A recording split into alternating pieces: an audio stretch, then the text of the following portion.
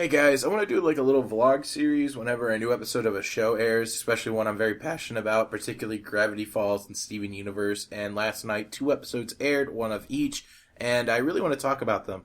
But let me know if this is too much or you guys aren't that interested in it. I understand that like a guy talking to a mic's not the most exciting YouTube stuff, especially since there's probably going to be minimum editing since I want to get this out pretty soon.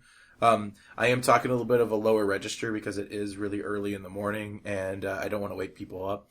But yeah, so let's do this. By the way, this will be spoiler-ish because I will be talking about the most recent events that happened in the episodes last night, and I'm going to potentially do this for every Steven Universe episode, and I'm going to try to do the reaction video immediately after watching the episode, instead of the night after. I just kind of came to me, I saw Lewtoon's review, like not review, but like his reaction to it, and I thought it'd be kind of a cool thing to do myself. So shout out to Lewtoon. So yeah, so first off I want to talk about Gravity Falls. In the most recent episode, he's not what he seems. They basically revealed what the Doomsday device does and who the writer of the book is. And these are big questions for the writer of the book since the whole series, and then what's the Doomsday device? Basically that's season two's big mystery. And it's really interesting they chose to reveal those things so early on, potentially. As far as Wikipedia shows, there's 16 episodes for season two. There might be more. You just don't know them yet. But, yeah, so in the episode at hand, it's basically the FBI show up, arrest Stan for stealing some governmental radioactive waste, which I don't know why the government has radioactive waste. And, he gets arrested, and the twins, they're put into custody, but they escape, and they're trying to figure out a way to reveal that Stan's actually not guilty, but it turns out Stan is guilty, and they're starting to question a lot of stuff because they're finding out things while snooping through his room that he might not be who he seems, and they're very distrusting of him. And eventually, Stan breaks out. There's, the machine is like slowly counting down to 0, which is going to, boot up. And because of the machine going on, there's a lot of gravity things happening where like people are just starting to float. I think at one point, the trucker, the flamboyantly trucker guy is just like, did the world just hiccup? And it's just like, oh, he's so naive and cute. But yeah, so, they finally make it there. There's kind of a standoff between Stan and the Mystery Twins and Seuss about whether or not to push the button to stop the countdown. Stan finally convinces Mabel not to push the button, and out comes out the writer of the book. The writer of the book turns out to be Stan's twin brother. And this is supposed to be like a really big, amazing turn of events, but the internet kind of figured this out a long time ago. Like, we kind of figured out that most likely Stan's going to have a brother. And it's one of those things where it's just, cool, the internet kind of landed in the same point, and there's been a couple of different shows, like, I think, Young Justice, where I'll get on forums, and, someone will, like, come up with a theory, and it's like, that's cool, and everyone kind of gets in their headspace, and then the show itself proves that theory was correct. And, it's just not as big of a reveal now, I think I'd be a lot more excited about this if I didn't already kind of like halfway know. Like, I didn't know what it was. I thought that's what it was, and it turns out it is. Who knows? Maybe next episode we're going to find out that it's actually Stan from the future, or he's a clone, but most likely he's going to be his brother. And the evidence was just kind of, the good thing is that this isn't something they pulled out of their butt. They actually legitly have different shots and different little implications to show, and that's how we came up to it. It was foreshadowed. It wasn't like just randomly, oh hey, now he has a brother. We gave you no evidence of it beforehand. He just kind of exists now, like a lot of TV shows do. And I do want to take a moment to just really, really appreciate Gravity Falls for being such a well-written, well-done, and a really beautiful TV show. It really does challenge what exactly is for kids. And just overall, it's top notch. Alex Hurst and his team is amazing. Though I do want to mention that I think Gravity Falls might be soon to be over. They've revealed a lot of really big things in this episode. The writer of the book was essential, that was the overall mystery of Gravity Falls. That was the big thing. And that usually means that things are coming to an end, because you don't just reveal the biggest mystery of the show without having some kind of end game in mind. And we know that Alex Hirsch has said that this show is only going to be 2 or 3 seasons long. And I'm starting to think that this might be the final season. Just call me crazy, but being a veteran of a TV show, binging type of guy, a lot of signs point to there might not be a 3rd season. I think it's going to end up being 2 seasons in a movie. I would love for it to be a 3rd season because I love Gravity Falls when it does air. And just, you know, I'm just kind of scared we might be the end might be sooner. And I'd much rather for the show to go out in a high note than go on for 20 seasons and get staled. And I think, I don't know if Alex Hirsch and his team can last much longer. It's very clear that with how, like, sporadic it airs, that they're probably still finishing up episodes and they need, like, a bigger gap between finished episodes and ones they're working on. And I think this show is probably a really, really stressful but rewarding show to work on. Just from looking at the behind the scenes stuff and just in general, I think that might be why the show's ending sooner than later. And I just want to say thank you, Alex Hirsch. You'll never watch this, but thank you so much for putting in so much effort, so much time, and creating such a wonderful show. Stupid phone. All right. So, Steven Universe. This episode, Steven Universe in general is probably my favorite show on TV. I might be biased because the main character is essentially a child version of me, but Steven Universe has just been not holding back any punches. The last, 10 or 15 episodes, there's been, no filler, and every episode ends with some kind of new new element of the show being revealed. And it's just, it's so exciting. And this week is Steven Bomb, where each week, or each day of the week, there's a new episode, except for Thursday where there's 2 new episodes. So there's 6 episodes in 5 days, and each episode is most likely going to be blowing our minds. And with the most recent episode of Rose's Scabbard, it's no exception. This show tackles so much mature elements, it is insane.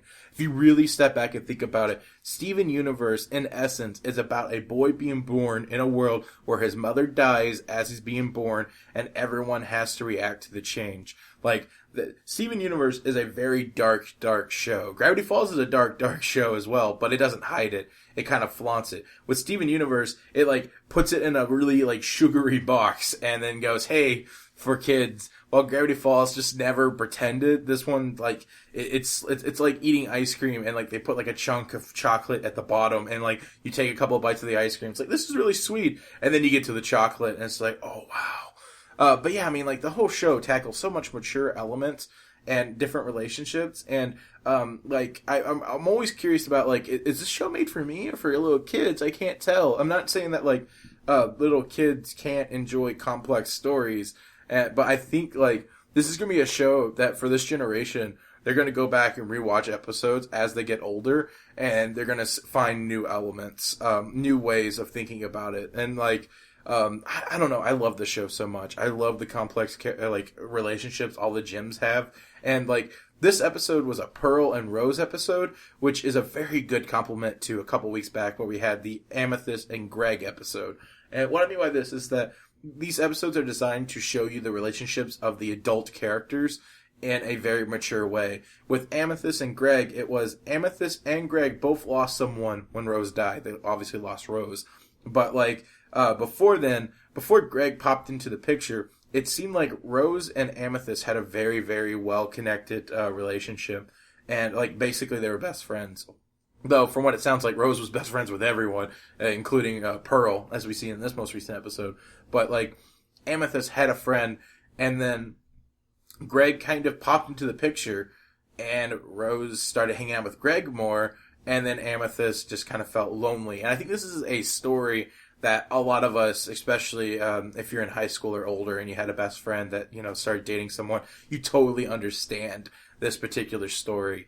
And it's super, super impactful. I think maybe it's just the fact that I'm an adult and I think about sexual things sometimes. Both of these stories, both Amethyst and Greg and Pearl and Rose, I just kind of somehow always come to the conclusion that they had some kind of relations with each other. And it's not just I can't tell what is they just had a platonic relationship and what is them hinting at things because it's a kid's show.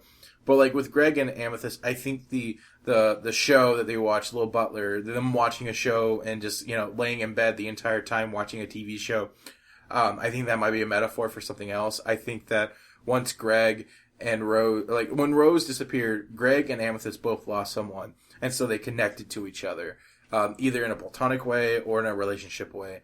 But they quickly realized that it was super toxic and had to quit. And until that episode where they found the old tapes again and started watching stuff.